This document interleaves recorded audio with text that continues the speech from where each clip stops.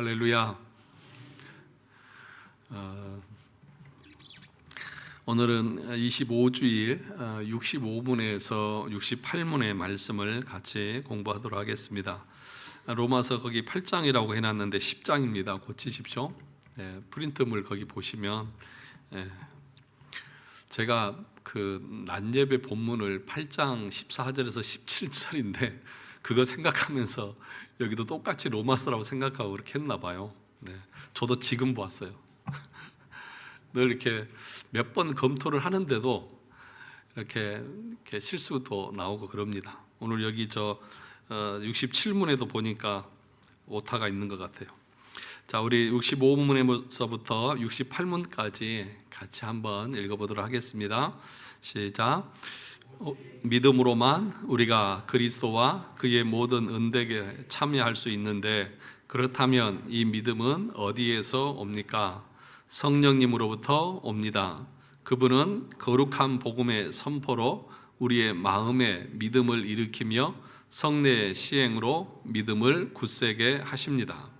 66문, 성례란 무엇입니까? 성례란 복음의 약속을 더욱 충만히 선포하시고 우리에게 인치시고자 하는 의도로 하나님께서 제정하신 바 눈에 보이는 거룩한 표와 인인데, 복음의 약속이란 그리스도께서 십자가에서 이루신 단 한 번의 제사에 근거하여 하나님께서 은혜로 우리에게 죄사함과 영생을 베푸신다는 것입니다. 67문, 그러면 말씀과 성례 이 둘은 우리의 믿음을 우리의 구원의 유일한 근거가 되는 것, 곧 예수 그리스도의 십자가의 제사로 향하도록 하기 위한 것입니까? 예, 참으로 그렇습니다. 우리의 모든 구원이 그리스도가 우리를 위해 십자가 위에서 이루신 단번의 제사에 있다는 것을입니다. 오타가 났는데, 그것을 성령께서는 복음으로 가르치고 성례로 확증하십니다. 68면, 그리스도께서 신약에서 제정하신 성례는 몇 가지입니까? 거룩한 세례와 성찬 두 가지 뿐입니다. 그래서 오늘은 25주일의 내용은 말씀과 성례에 관한 얘기입니다. 말씀과 성례. 거기 65문을 보시면 오직 믿음으로만 우리가 그리스도와 그의 모든 은덕에 참여할 수 있는데, 그렇다면 이 믿음은 어디에서 옵니까? 믿음은 어디서 온다고요? 성령으로부터 옵니다.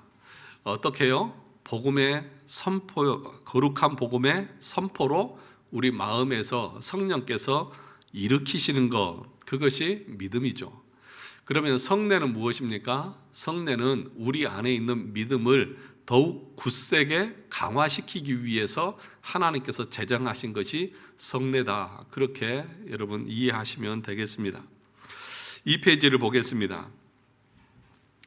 믿음은 자기 결심이 아니라 자기의가 깨진 전적 의존 감정을 가리켜서 믿음이라고 말합니다.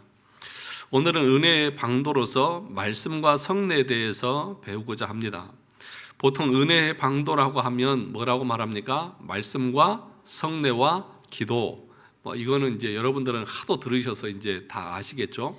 그러니까 은혜의 방도라고 하는 것은 하나님께서 우리 인간들에게 은혜를 주실 때에 어떤 도구를, 어떤 방식을 사용해서 우리에게 은혜를 주시냐는 것이죠. 그래서 말씀과 성례와 기도, 이 세 가지가 하나님께서 우리에게 은혜를 주시는 통로라는 것입니다. 다른 방식으로 하나님께서 은혜 주시지 않습니다. 그러면 우리가 은혜 받으려고 하면 이 세 가지에 집중하면 되겠죠. 그렇지 않습니까? 다른 것으로 은혜 받았다고 말하시면 안 됩니다. 그래서 제가 늘 여러분들에게 반복해서 말하는 게, 찬송을 통해서 은혜 받았다, 찬송이 은혜가 됐다. 찬송은 하나님 앞에 올려드리는 것이지 내가 받는 게 아닙니다. 그러니까 예배 가운데도 올려드리는 것이 있고 하나님으로부터 내려오는 게 있습니다. 찬송과 기도는 하나님 앞에 올려드리고, 그리고 말씀은 우리가 하나님으로부터 받고, 이게 오르고 내리고 하는 것이 있는 거예요. 그러니까 여러분들이 신앙생활을 할 때에 이 용어라든지 표현에 대해서 정확하게 아셔야 됩니다. 찬양은 하나님 앞에 올려드리는 방법입니다. 그러니까 찬양을 드릴 때에 힘차게 하십시오. 마음을 다해서 하십시오. 그 찬양할 때 입 꼭 다물고 하지 않고 그냥 입만 깔딱깔딱하고 그러지 마세요. 예. 정말 찬양 시간에는 마음을 다해서 그 하나님의 영광을 높여드리는 마음으로 힘있게 찬양했으면 좋겠습니다. 아멘이십니까? 예, 꼭 그렇게 하셔야 됩니다.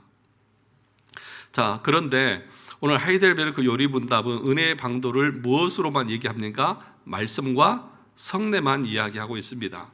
기도에 대해서는 포함을 안 시키고 있습니다. 그런데 이 기도는 감사의 규범 부분에서 다룹니다. 그러니까 나중에 뒤에 가보면 주기도문에 관련된 이 설명이 나옵니다. 그것은 우리가 구원받은 자가 어떻게 감사를 드려야 되느냐라고 하는 항목에서 다루게 되어집니다. 그러니까 그 기도라고 하는 것이 은혜의 방도가 아니라고 하는 것이 아니라 그것을 다른 부분에서 다루고 있다는 것입니다. 이것이 사실 요리문답하고 많이 다른 점인데 하이델베르크 요리문답이 기도를 감사의 규범에서 다루는 이유는 기도에 있는 감사의 측면을 보다 강조하기 위해서 그렇다는 것입니다.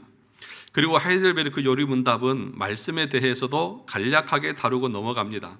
한편 성례에 대해서는 소예르 문답보다 훨씬 많은 문답을 할애해서 설명합니다. 이것은 은혜의 방도로서 말씀이 중요하지 않다는 것이 아니라 그 당시의 논쟁점의 핵심이 성례에 관한 것이었기 때문에 일부러 성례에 대해서 집중적으로 다루는 것입니다.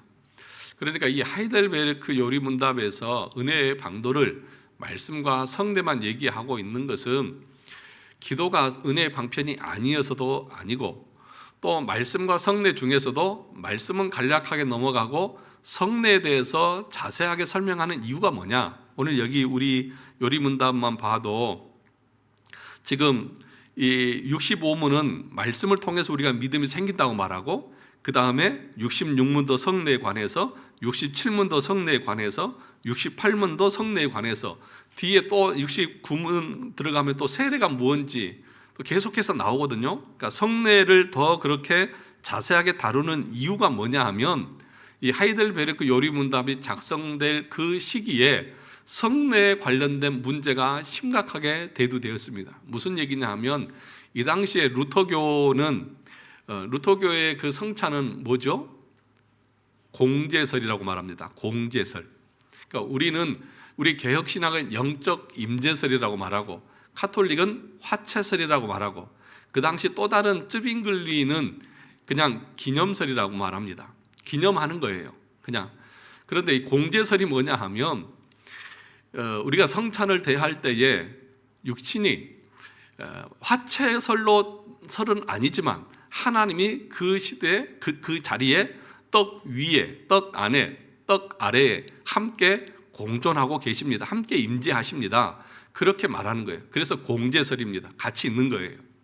그런데 우리는 영적 임재설이고 그래서 이 두 가지 성찬의 논쟁이 그 당시에 심각하게 일어나면서 이 개신교회 안에서 심각하게 문제가 되어지고 분열되는 그런 양상들이 일어나니까 이런 부분들을 잘 정리하기 위해서 이 내용이 더욱더 강조되어지고 있다. 그렇게 여러분들이 이해하시면 됩니다.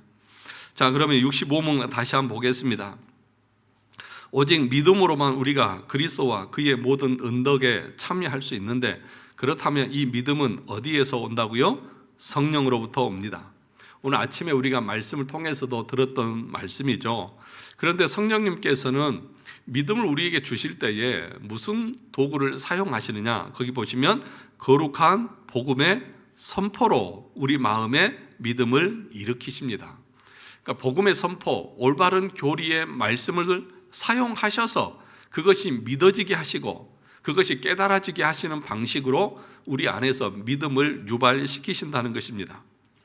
그러면 우리의 믿음이 연약하잖아요. 그러면 우리의 믿음의 성장과 성숙을 위해서 또는 확신을 위해서 주신 것이 뭐냐? 그것이 성례라는 것입니다. 그래서 성례의 시행으로 우리의 믿음을 어떻게 하신다고요?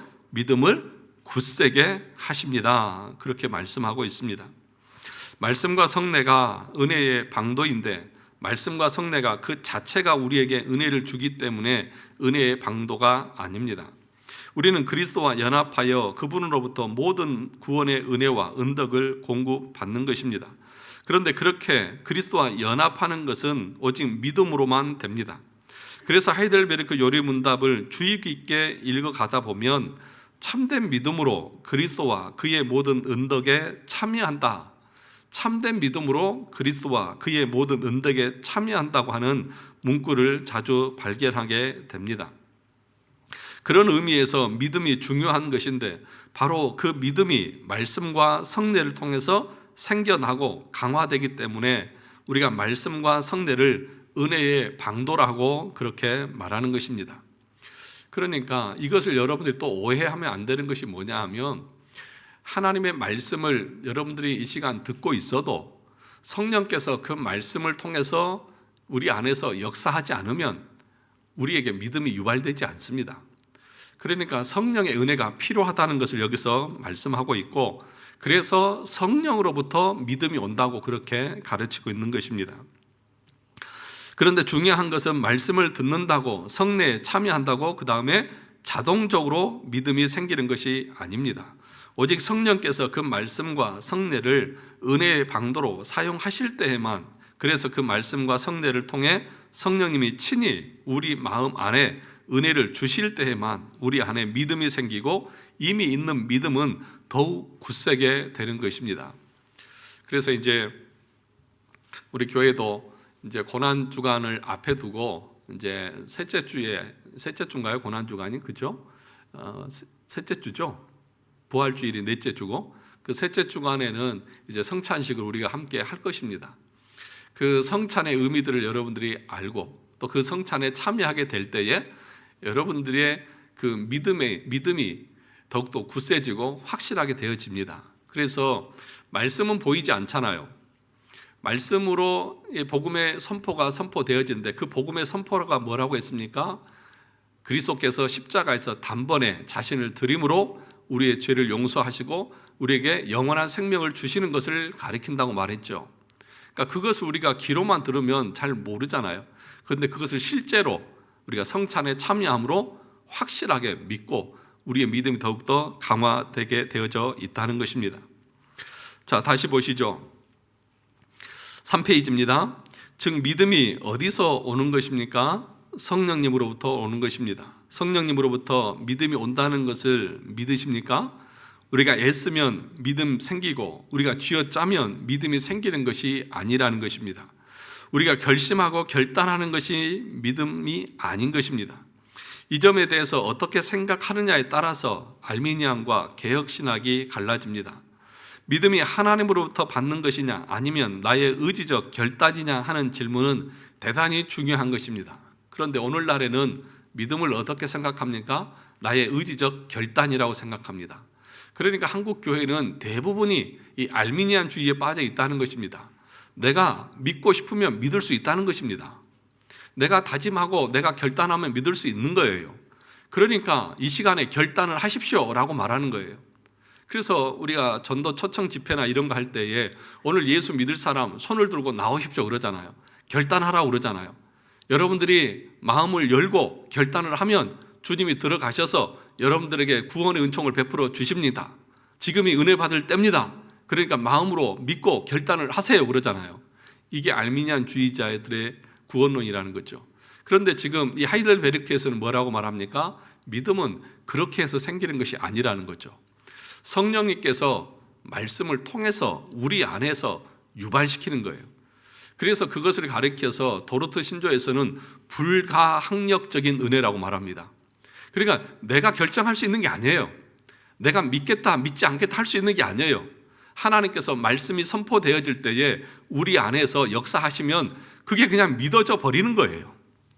거절할 수 있는 시간도 없어요. 그러니까 이것을 우리가 분명하게 아셔야 됩니다. 그러니까 언제 어떻게 내가 믿게 되었는지 우리 잘 몰라요. 그런데 내 상태를 보니까 믿고 있어요. 예수 그리스도에 대한 믿음이 있는 거예요. 어떤 사람은 아무리 믿으라고 해도 아니 안 믿어지는 걸 어떻게 믿냐고 그러잖아요. 안 믿어지는 거를. 그러니까 여러분들이 믿어지는 것 자체가 뭐예요? 기적이라고요. 기적의 사람들이 여기 다 앉아 계십니다. 여러분 다 기적을 경험한 사람들이에요. 그것이 하나님의 값없이 거저 주시는, 대가 없이 주시는 은혜예요. 여러분들이 뭘 착한 일 해서 보상으로 주신 것이 아닌 것입니다. 자, 그 밑에 보시면 많은 신자들이 도대체 믿음으로 산다는 것이 무엇인지를 몰라서 혼란스러워합니다. 많은 경우 믿음으로 산다는 것을 자기 결단과 자기 결심으로 살아가는 것으로 생각합니다. 그러나 우리가 우리의 의지로 결단하고 결심해서 신실하게 그리스도를 붙잡으려고 하고 하나님의 말씀대로 살려고 할 때 그것이 잘 되던가요? 잘 안 됩니다. 만일 그렇게 해서 잘 되면 더 문제가 있습니다. 그렇게 잘 되면 정말 예수 믿기 힘든 사람이 되는 것입니다. 여러분, 그래서요, 도덕적으로 깨끗하고 바르고 올바르고 아주 그런 사람들이 예수 믿기가 더 힘들어요. 아니, 나는 예수가 없어도, 은혜 없어도 내 의지를 가지고 내 다짐을 가지고 나는 법을 똑바로 잘 지키고 죄 안 짓고 살 수 있습니다. 그런데 내가 왜 예수를 믿어야 합니까? 이렇게 나오는 것입니다. 그 대표적인 케이스가 누구냐 하면 펠라기우스라고 하는 사람입니다. 그 밑에 보면 펠라기우스는 자기 힘으로 잘 믿은 사람입니다. 이 4세기에 활동했던 사람인데 이 사람은 영국의 수도사였습니다. 아주 수도사니까 아주 철저하게 도덕적이고 윤리적으로 산 사람이죠. 그런데 로마에 가서 봤더니 이 로마 교회, 그러니까 로마 카톨릭을 말하는 게 아니에요. 로마 교회라고 하는 것은 로마 카톨릭을 말하는 것이 아니라 지금 우리가 로마서를 읽고 있는, 그러니까 바울의 로마서를 들었던 그 당시 그 사람들을 말하는 거예요. 로마 가서 보니까 믿음으로 산다고 하는 사람들의 그 삶의 형태를 보니까 너무 부패하고 타락한 거예요. 그래서 이 펠라기우스와 어거스틴이 은혜에 관련된, 은혜로 우리가 구원을 얻느냐 아니면 행위로 구원을 얻느냐, 이것에 대한 논쟁을 계속 벌였던 것입니다. 자, 그 밑에를 보시면 펠라기우스는 테레사 수녀 저리가라 할 정도로 천사처럼 살았던 사람입니다. 그러다 보니까 은혜로만 구원을 받는다는 교리가 납득이 안 되는 것입니다. 자기 힘으로도 얼마든지 선하게 살 수 있고 예수님을 신실하게 붙잡고 살아갈 수 있는데 왜 은혜 이야기를 하느냐는 것입니다. 한편 펠라기우스와 동시에 살았던 유명한 교부인 어거스틴은 은혜의 교리를 주장했습니다. 그래서 자주 펠라기우스와 논쟁을 했습니다. 어거스틴은 펠라기우스와는 다르게 아주 개망나니처럼 살다가, 어거스틴의 어머니가 누구예요? 어거스틴의 어머니가 누구예요? 다른 사람 어머니 이름을 내가 왜 알아야 됩니까, 목사님? 그렇죠, 모니카죠. 그 아들이 때로는 이단인 마니교회에도 빠지고 술에도 취하고 여자에도 취하고 계속해서 그렇게 망나니로 살던 사람이 어거스틴이잖아요. 그런데 그가 회심하고 나서 은혜의 교리를 전파하는 성자다운 그런 삶을 산 사람이 바로 어거스틴입니다. 그러니까 그 개망나니처럼 살다가 하나님의 은혜 가운데 거룩하게 살게 된 것이 무엇인지를 이 어거스틴은 아는 것입니다.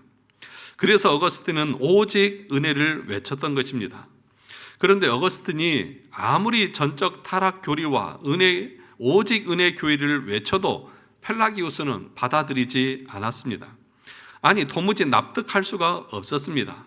이렇게 자기 의지와 결단이 대단한 사람은 오히려 복음에 대해서 대단히 믿기가 어려운 그런 사람이 되는 것입니다. 왜냐하면 믿음은 자신이 전적으로 타락한 존재이고 전적으로 무능하며 어리석은 존재라는 것을 인정하는 데서부터 시작되지 않습니까? 그래서 하나님이 우리를 구원하시려면 반드시 심령이 가난하게 만들고 애통하게 하고 통회하게 만들어서 그 그리스도의 복음을 선포할 때 그것만이 내가 살 길이라고 하는 것을 깨닫고 붙들게 하시는 것이 우리를 구원하시는 방식인 것입니다. 그래서 완전히 무너져야 합니다. 그래서 은혜 받은 사람의 특징이 뭐냐 하면 자신감이 없다는 것입니다. 하나님이 믿음을 주시기 전에 제일 먼저 하시는 일이 바로 우리 자신감부터 거두어 가시는 것입니다. 하나님이 이것을 거두어 가시는 것인데 이 과정을 뼈를 깎는 것처럼 아프다는 것입니다. 그래서 이런 면에서 세상의 심리학과 상담학은 성경적이지 않습니다. 이 세상의 심리학과 상담은 인간 사회에서 모든 문제, 모든 인간관계에서의 갈등과 어려움은 건강하지 못한 우리 인격에서 나온다고 그렇게 말합니다. 건강하지 못한 인격이라고 하는 것은 부정적인 자아 개념 또는 자존감의 결여에서 비롯된다고 말합니다. 그래서 심리학과 상담학의 목표는 자신감의 회복에 있고, 그래서 이 잘못된 트라우마를 치유해 주는 그런 것이 상담의 목적이지 않습니까? 그래서 어릴 적에 받았던 좋지 못한 환경 또는 충격, 학대 이런 것으로 말미암아서 잘못된 인격이 형성되어졌고, 그것을 통해서 사람과의 관계도 삐뚤어지고 자신을 바라보는 가치관도 잘못되어지고 막 이렇다고 얘기를 하는 거죠. 그래서 그런 것들을 회복시켜주면 사람이 회복된다고 말합니다. 그것이 이 펠라기우스가 주장하는 것과 똑같습니다. 무슨 얘기냐 하면, 그래서 이 펠라기우스는 원죄를 부정합니다. 원죄를 부정합니다. 왜 원죄를 부정하느냐 하면, 그래서 이 펠라기우스는 인간에게 있어서 그 도덕적으로 깨끗하고 올바른 모습을 보여주면 그 사람은 그것을 본받아서 거룩하게 살아갈 수 있다고 그렇게 얘기합니다. 그래서 원죄를 부정했습니다. 그래서 이단으로 정죄를 받았습니다. 그러니까 저와 여러분들이 타락하게 되고 또 범죄하게 되는 것은 여러분들이 살아가는 환경이 좋지 못해서 그런 것이 아니라는 거죠. 그러니까 이 펠라기우스는 환경만 좋게 만들어주고 부모가 올바른 모습 본만 보여주면 자녀들도 타락하지 않고 잘 살아갈 수 있다는 거죠. 그러나 여러분, 그렇습니까? 그렇지 않습니다. 인간은 태어날 때부터 뭐예요? 죄악 가운데 출생해서 그 타락하기 때문에, 여러분 제가 보니까요, 여러분들이 더 착해요. 애들이 더 악해요. 갓 태어난 애들이. 그 애들은 자기밖에 몰라요. 형하고 맨날 치고받고 싸우고 자기가 더 먹겠다고 그러고, 자기 거 누가 만지면 자기 거 만졌다고 울어버리고 들어 누워버리고. 애들이 뭐 순진해서 착하다고요? 아이고 참, 애들 안 키워보셨구나 진짜로. 지금 부모들이 그러더라고요. 애 그렇게 막 땡깡 부리고 막 그런 거 보면 집어 던져버리고 싶다고 막 어떨 때는 막 진짜 그러더라고. 미치겠는 거죠. 아주 말을 들어야 말이죠. 우리 인간은 좋은 본을 보인다고 해서 그거 따라가는 게 아닙니다. 원래부터 부패하고 타락해서 인간은 아무리 좋은 걸 보여줘도 좋은 것은 안 배워요. 그런데 나쁜 것은 잘 배워옵니다. 애들이 유치원 가면 좋은 거 배워오라고 유치원을 보냈는데 가면 뭐부터 배워요? 욕부터 배워요. 욕부터 배워요. 가르쳐주지 않는데 너무 잘 배워요. 그러니까 우리 인간이 뭘 잘하면 선하게 될 것이라고요? 아니요, 그렇지 않습니다. 그래서 어거스틴과 은혜 논쟁을 계속 했고, 결과적으로는 펠라기우스는 이단으로 정죄를 받은 것입니다. 자, 그러나 성경은 자존감의 회복이 목표가 아니라 자존감의 파괴가 목표라고 말합니다. 성경이 우리에게 뭐라고 말합니까? 너는 무엇이니? 흙이니 흙으로 돌아가라 라고 했습니다. 그리고 시편 기자도 아래와 같이 고백했습니다. 제가 읽어드리겠습니다. 이는 그가 우리의 체질을 아시며 우리가 단지 무엇뿐임을 먼지뿐임을 기억하심이로다. 인생은 그 날이 풀과 같으며 그 영화가 들의 꽃과 같도다. 그는 바람이 지나가면 없어지나니 그 있던 자리도 다시 알지 못하거니와. 인간이 뭐 대단한 존재인 것 같습니까? 아니요, 먼지와 같아요. 잠깐 피었다 지는 꽃과 같고요, 바람이 불면 그가 있었던 흔적조차도 찾을 수 없이 가벼운 것이 우리 인생이라고요. 뭐 그리 대단한 것처럼 자기가 그러는데요, 성경은 너희는 먼지와 같은 존재다. 그러니까 참으로 하나님의 은혜를 아는 사람들은 자기 존재에 대한 것을 너무 중요하게 여기지 않습니다. 하나님 먼지와 같고 벌레와 같은 것이 하나님을 위해서 할 수 있다고 하는 것이 뭐가 있겠습니까? 자, 그런데 그 밑에 보시면 사람들이 자기가 먼지라는 것을 알고 인정하면서 살아갑니까? 아닙니다. 다 자기가 신이라고 생각하고 살아갑니다. 그래서 사람들의 마음에 하나님이 들어갈 자리가 없는 것입니다. 자기 스스로의 힘으로 자기 삶을 이끌어갈 수 있다고 생각하는 한 하나님을 의지하지 않습니다. 하나님을 떠나서는 자기는 먼지밖에 안 되는 것을 깨닫기 전까지 사람은 하나님만이 나의 생명 되심을 인정하지 않습니다. 제가 그래서 오전에도 그랬죠. 그 사람이 영적으로 파산하기 전까지는, 자기 자신이 얼마나 영적으로 하나님 앞에 비참한 존재인지를 깨닫기 전까지 그 사람은 절대로 그리스도의 십자가를 바라보지 않습니다.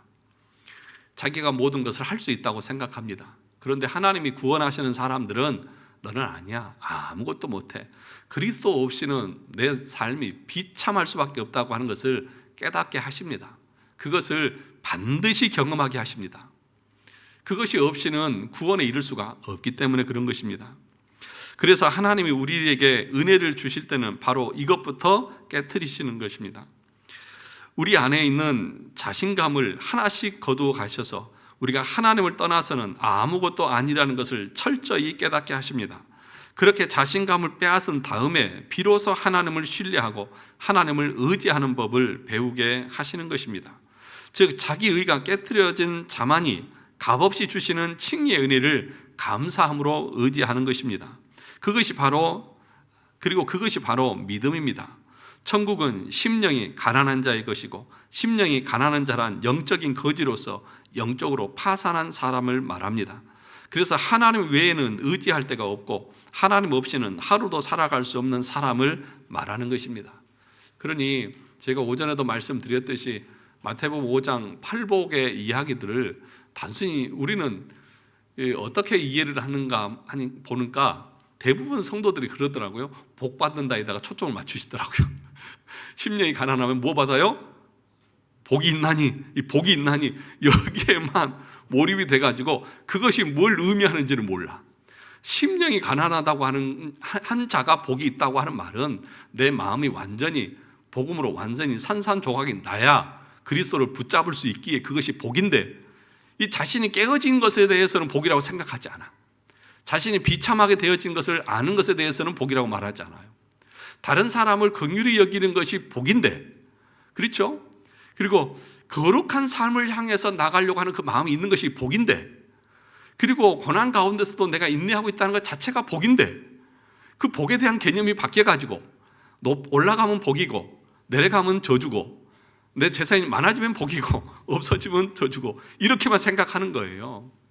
그러니까 믿음과 성화가 뭔지 이 두 가지가 이 팔복 안에 다 들어있는데 그것을 해석을 안 하니까 그냥 단순하게 예수 믿으면 복 받는다, 그것만 아는 거지 무엇이 참된 복인지에 대해서는 설명을 안 해주니까 모르는 거예요. 그래서 심령이 가난한 것이 뭔지도 모르고, 애통하는 것이 뭔지도 모르고, 의에 줄이고 목마른 것이 뭔지도 모르고, 긍휼히 여긴다는 것이 뭔지도 모르고, 화평케 하는 것이 뭔지도 모르고, 이 고난 받는 가운데 인내하는 것이 뭔지를 모르는 거예요. 그러니까 단순히 그냥 믿으면 천국, 그거밖에 없어요. 그런데 여러분, 우리의 믿음을 정말 세심하게 들여다보면 그렇지 않다는 거 여러분 아시죠? 자, 5페이지 보겠습니다. 그래서 심령이 가난한 자는 하나님만을 전적으로 의지하며 살아갑니다. 이러한 전적 의존 감정이 바로 믿음이고, 이 믿음을 소유한 자만이 천국에 들어가는 것입니다. 그리고 이 감정, 이 생각, 이 가치관으로 사는 것이 바로 믿음으로 사는 것입니다. 바로 이 믿음으로 사는 것이 그리스도 안에 거하는 삶이고, 그리스도 안에 거하면 우리는 그분으로부터 모든 은혜와 은덕을 공급받아 우리 삶 가운데 아름다운 열매를 맺히게 되는 것입니다. 이게 내 의지로 맺는 것이 아니라 자연스럽게 맺히게 되어져 있습니다. 나무가, 가지가 나무에 붙어 있으면 자연스럽게 열매를 맺듯이 우리가 그리스도와 연합되어져 있다고 하면, 그리고 내 믿음이 참된 믿음이라고 하면 내 삶에 자연스럽게 이 의의 열매가 맺혀지게 되어져 있다는 것입니다. 그것이 가면 갈수록 열매가 어떻게 될까요? 열매가 줄어들까요? 많아질까요? 진짜입니까? 나무가 고목이 되면 열매도 많이 안 맺는다며요. 그렇지 않죠. 정말 가면 갈수록 죄는 죽고 의는 살아서 처음에는 어때요? 열매가 얼마 안 보여요. 그런데 자꾸 가지치기를 하고 죄를 죽이면 우리 안에 의의 열매들이 더 풍성하게 맺게 하는 거죠. 그래서 하나님께서 우리에게 은혜를 주시는 목적이 뭐냐? 너희가 그 은혜로 말미암아서 열매를 더 풍성하게 얻게 하기 위해서 내가 너희에게 은혜를 주신다. 그러니까 하나님이 은혜를 주시면 그 은혜를 방도를 사용함을 통해서 여러분의 삶에 성령의 열매가 계속해서 더 많이 맺혀지게 돼 있어요. 그래서 제가 나이가 먹고 신앙의 연수가 오래되었는데도 내 삶에서 이 거룩의 열매가 없이 여전히 세속을 쫓아서 육신의 소욕과 그 열매가 내 삶에 가득하다고 하면 그 사람은 어떤 상태에 있다고요? 아주 위험한 상태에 있다는 사실들을 아셔야 한다고요. 그러니까 신앙생활을 그렇게 오래 했는데 자기 고집만 늘어나고 자기 주장만 늘어나고 자기 의만 강화되고 자기 자랑만 많아지고 있다고 하면 그 사람은 하나님의 은혜를 모르고 하나님이 역사하지 않는 사람이죠. 성령이 우리 안에 거하시면 성령을 따라서 살게 되어져 있어요. 성령의 열매가 그래서 맞춰지게 되는 거고, 그것도 내 의지와 결단으로 맺어지는 것이 아니라 성령께서 내 안에서 그렇게 행할 수밖에 없도록 나를 이끌어 가셔요. 그래서 가는 거예요. 그렇게. 자, 그 다음 보시죠. 그러므로 믿음은 결코 자신의 의지나 결단력이 될 수 없습니다. 만일 우리가 믿음을 자신의 의지와 결단력이라고 생각하고 믿습니다 하면서 내 의지와 결단으로 살게 된다면 우리는 성화되기는커녕 도리어 우리의 삶 속에서 정죄와 절망만이 난무하게 될 것입니다. 왜요? 아무리 해도 안 되거든요. 아무리 그렇게 내가 힘써도 애써도 자꾸 넘어지거든요. 그러면 자신에 대한 절망밖에 더 생기겠습니까? 펠라기우스와 같이 탁월한 결단력과 실천력이 있는 사람은 그렇게 살지 못하는 사람을 향해서 뭐라고 말할까요? 정죄하면서 살아갑니다. 아니, 너는 도대체 왜 그러니? 나처럼 해. 자기는 그렇게 산다고 생각을 하는 거죠. 그러나 하나님 앞에서는 아닌데, 반대로 결단력과 실천력이 약한 사람은 자기 자신을 정죄하면서 절망 가운데 살아가게 될 것입니다.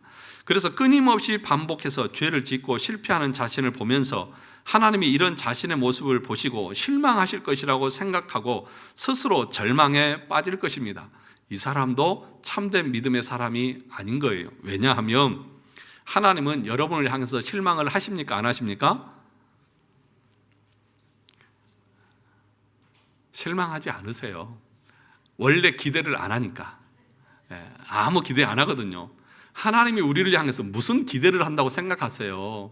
그러니까 자신에 대해서 실망하는 것은 무슨 얘기입니까? 반대로 말하면 자신에 대해서 뭔가 기대하고 있다는 거예요. 그러니까 그 기대가 충족이 못 되니까 실망하는 거잖아요. 하나님은 여러분들에게 무슨 기대를 가지고 계시는 게 아니에요. 원래 그 인간은 그래. 기대 안 해요. 그래서 하나님은 실망도 안 하세요. 하나님이 우리의 어떤 선행과 공로를 보시고 복을 주시고 그래서 상을 주시는 게 아니라는 거예요. 다 아세요. 그러나 하나님께서 그 모든 죄를 그리스도에게 다 전가시켜서 그걸 다 감당하게 하셨기 때문에 우리를 의롭다고 여겨주시는 것이고요. 우리가 죄를 지어도 우리의 칭의가 취소되지 않는 이유도 그리스도께서 모든 것을 다 이루셨기 때문인 거예요. 그러니까 만약에 여러분들이 여러분의 행위를 통해서 하나님 앞에 뭔가를 받으려고 하면 여러분은 반드시 절망하게 되고요. 여러분 실망할 수밖에 없어요. 그런데 여러분, 하나님은 여러분 보고 실망하지 않으세요. 반대로 얘기하면 여러분들이 뭘 잘한다고 해서 하나님 막 기뻐하시고 막 춤추고 그러시지 않으세요.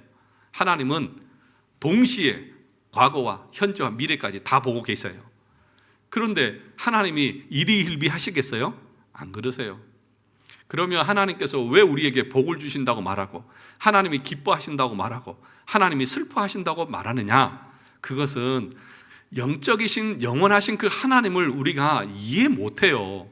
이해 못해서 우리가 이해할 수 있도록 그렇게 설명을 한 것뿐이지 하나님이 눈이 있고 귀가 있고 코가 있고 그런 분이 아니라고요. 이해되시죠? 자, 이걸 설명을 하려고 하면 여러분 오늘 집에 못 가십니다. 자, 다음 보시죠. 그러나 하나님은 실망하지 않으십니다. 기대를 해야 실망을 하지요. 하나님은 우리가 뭔지라는 것을 이미 알고 은혜로 부르셨습니다. 하나님은 우리가 스스로 뭔가 해내기를 기대하시는 것이 아니라 도리어 우리 자신이 스스로는 아무것도 할 수 없음을 깨닫고, 먼지라는 것을 깨닫고 어떻게 하기를 원하세요? 그리스도를 의지하기를 기대하시는 거예요. 그래서 주님이 우리의 생명임을 알고 그분을 의지하면서 살아가기를 기대하시는 것입니다. 그것이 바로 믿음으로 사는 것입니다. 그러므로 하나님이 나에 대해서 실망하실 것이라는 생각은 완전히 틀린 생각이고, 사실 하나님이 실망한 것이 아니라 자기 자신이 실망한 것입니다. 왜요? 스스로 절망에 빠졌다는 말은 자기는 자기한테 뭔가를 기대했다는 말이기 때문입니다. 즉 자기가 하나님을 떠나서는 먼지라는 것을 아직 깨닫지 못하는 것입니다.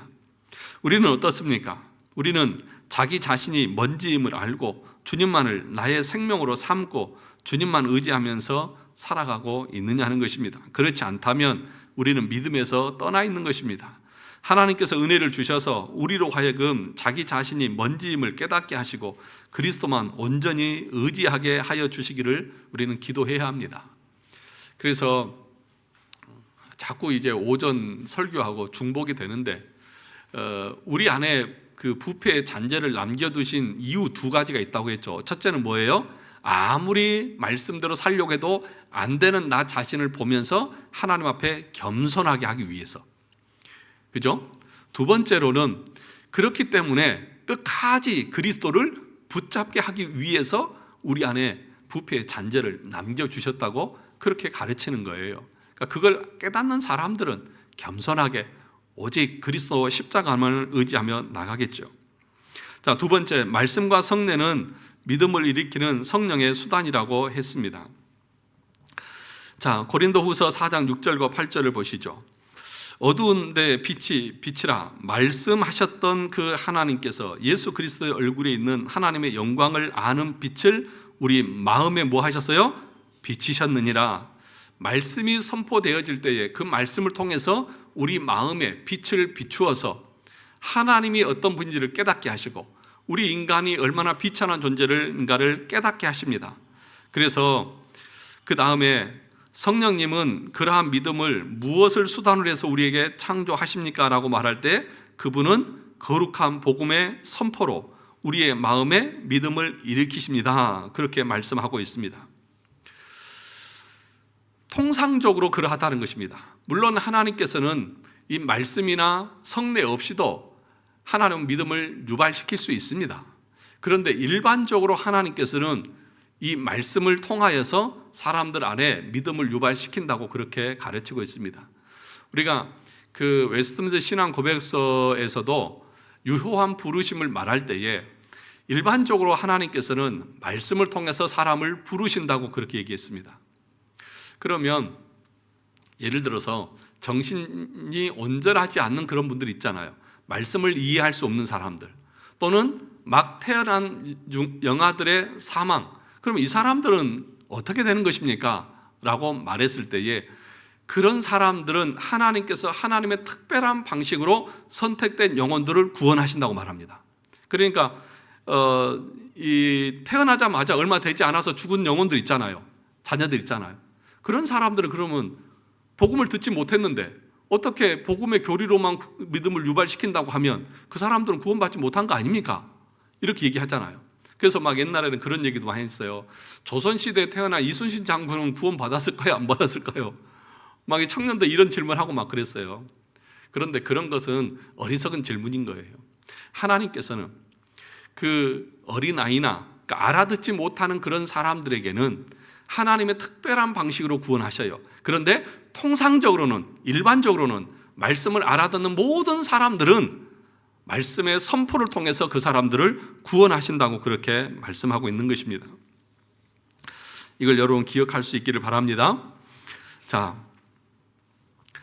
그 밑에 보시면 하일베르크 요리문답은 성령께서 거룩한 복음의 선포를 통해서 믿음을 일으키신다고 말합니다. 물론 이것은 통상적으로 그런 것입니다. 왜냐하면 성령님께서는 때때로 어떤 사람을 거듭나게 하시고 믿게 하실 때 아무런 방편이나 수단이 없을 때가 외적으로 있기 때문입니다. 그러나 그런 경우는 아주 예외적인 경우이고 일반적으로 그리고 통상적으로 성령님은 말씀을 통해서 우리 안에 믿음을 일으키십니다. 그런데 하이델베르크 요리문답은 단순히 말씀이라고 하지 않고 거룩한 복음의 선포가 은혜의 방도라고 말합니다. 이렇게 말하는 것은 결국 성경 말씀만이 믿음을 일으키는 은혜의 방도인데, 그 은혜의 방도인 말씀을 바르게 해석할 수 있는 은혜를 목회자에게 주셨기 때문입니다. 그래서 성령님은 목회자의 설교를 타용하셔서 그 설교를 듣는 자의 마음 안에 믿음을 일으키시는 것입니다. 그래서 여러분, 제가 늘 말씀드리는 이유가 뭐냐 하면, 이 목사가 왜 중요하냐, 그가 뭐 대단한 사람이어서가 아니라 하나님의 말씀을 올바로 해석해서 설교하는 자리이기 때문에 중요한 거죠. 그러니까 올바로 해석되지 않으면, 잘못된 해석을 선포하면 그걸 가지고 성령이 역사할 수 없는 것입니다. 그래서 목사가 중요한 것이고요. 또 하나는 여러분들에게 목사를 중요하게 여기라고 하는 이유는 목사의 설교를 통해서 여러분을 구원하기를 원하시는 것이 하나님의 구원 방식이기 때문에 그런 거예요. 그래서 저는 또 이런 얘기하면 또 목사님에게 잘하라고 그런 거죠. 꼭 믿음이 없는 거듭나지 못한 심령들은 꼭 그렇게 이상하게 꼬아가지고 얘기를 해요. 그런데 여러분, 정말 저 목사의 입을 통해서 하나님께서 나에게 은혜를 베풀어 주시고 또 내 영혼을 굳세게 하시고 나를 천국으로 이끌어 가신다고 하면 그 목사가 중요합니까? 안 중요합니까? 중요하잖아요. 그런데 목사를 가볍게 여기고 학대를 하고 막 그냥 귀찮게 하고 힘들게 하고 아주 비아냥거리고 그것도 설교냐고 그러고, 그 사람은 하나님에 대한 믿음이 있을까요? 없죠. 그래서 제가 화가 나는 거예요. 그 영혼을 향해서도 화가 나는 거예요. 너는 어떻게 네 영혼의 안내자인 하나님께서 보내신 선물을 그렇게도 학대하면서 멸망의 길을 가려고 하니.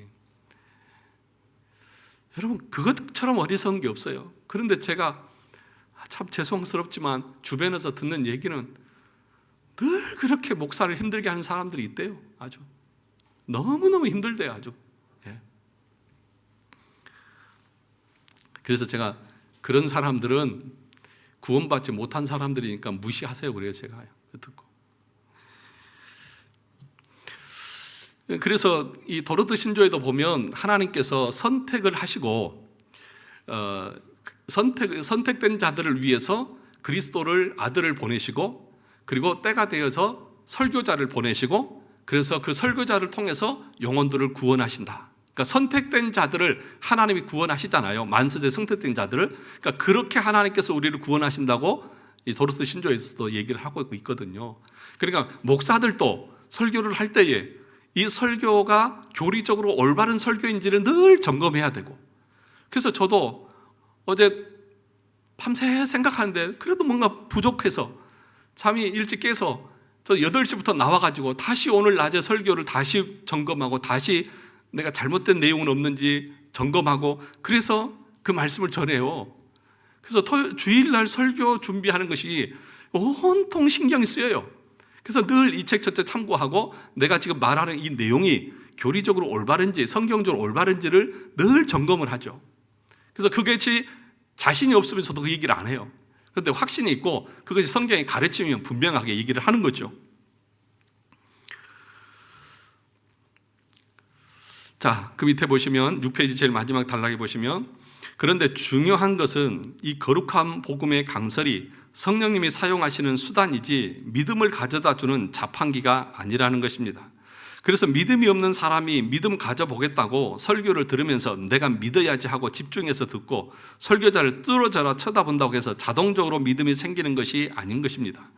오직 성령님이 그 거룩한 복음의 강설을 사용하셔야지만, 그래서 성령님이 은혜를 주셔야지만 우리 안에 믿음이 생기는 것입니다. 7페이지 보시죠. 데살로니가전서 1장 4절과 5절을 보면 하나님의 사랑하심을 받은 형제들아 너희를 택하심을 아노라. 이는 우리 복음이 너희에게 말로만 이른 것이 아니다. 그러니까 말만 한다고 해서 설교를 듣는다고만 해서 우리에게 믿음이 자동적으로 생기는 것이 아니라 능력과 성령과 큰 확신으로 된 것이니라. 성령께서 은혜를 주셔야만 우리 안에 확신이 생기고 그 성령의 능력으로 우리가 하는데 믿음이 생기는 것이지 자연적으로 생기는 것이 아니라는 것입니다. 그러므로 여러분 기도하셔야겠죠. 우리 말씀을 들을 때에 우리 성도들이 이 말씀을 통해서 하나님의 은혜를 경험하게 해달라고, 성령께서 역사해달라고 우리는 기도하는 것입니다. 고린도전서 2장 4절과 5절에서도 바울이 말합니다. 내 말과 전도함이 뭐에 있는 말로 하지 않고 설득력 있는 지혜의 말로 하지 않고. 여러분, 목사가 여러분 구원시키는 거 아닙니다. 꼭 기억하십시오. 목사가 여러분 구원시키는 게 아니에요. 목사가 여러분 구원시키는 게 아니에요. 이 말은 목사에게 특별한 능력이 있는 것이 아니에요. 아멘을 안 하시네요. 또 아멘하면 또 막 뭘 할까 봐 그러세요? 목사가 여러분 구원하는 게 아니에요. 성령께서 말씀을 사용하셔서 여러분을 구원으로 이끄시는 거예요. 그러니까 목사도 자기가 뭔가 대단한 능력 있는 것처럼 자랑하는 것은 자기가 하나님인 것처럼 성령을 자기가 부릴 수 있는 것처럼 교만한 거예요. 목사에게 능력이 있는 게 아니에요. 하나님의 능력이 여러분 가운데 나타난 것입니다. 단지 목사는 복음의 올바른 교리를 선포하는 스피커로 역할을 한 거예요. 자, 그대로 보십시오. 설득력 있는 지혜의 말로 하지 아니하고 다만 그 다음에 성령의 나타나심, 성령께서 오셔서 그 능력으로 하여 너희 믿음이 사람의 지혜에 있지 아니하고 다만 어디에? 하나님의 능력에 있게 하려 함이라. 그러니까 바울이 지혜가 있고 말주변이 좋아서 똑똑해서 설득을 잘해서 그 사람을 믿은 것이 아니에요. 바울이 복음의 교리를 올바로 선포할 때에 성령께서 능력 가운데 그 사람들을 부르신 거예요. 루디아가 복음을 들을 때에 어떻게 하셨어요? 성령께서 그 마음을 여신지라.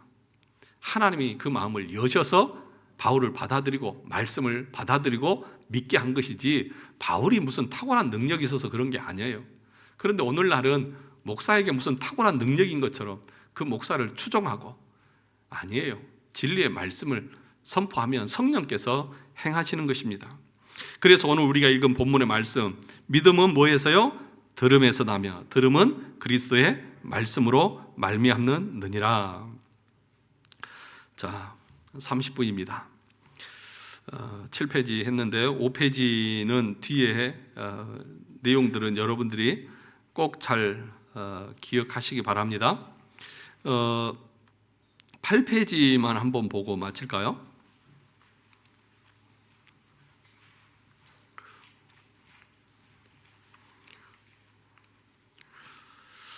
자, 8페이지 보면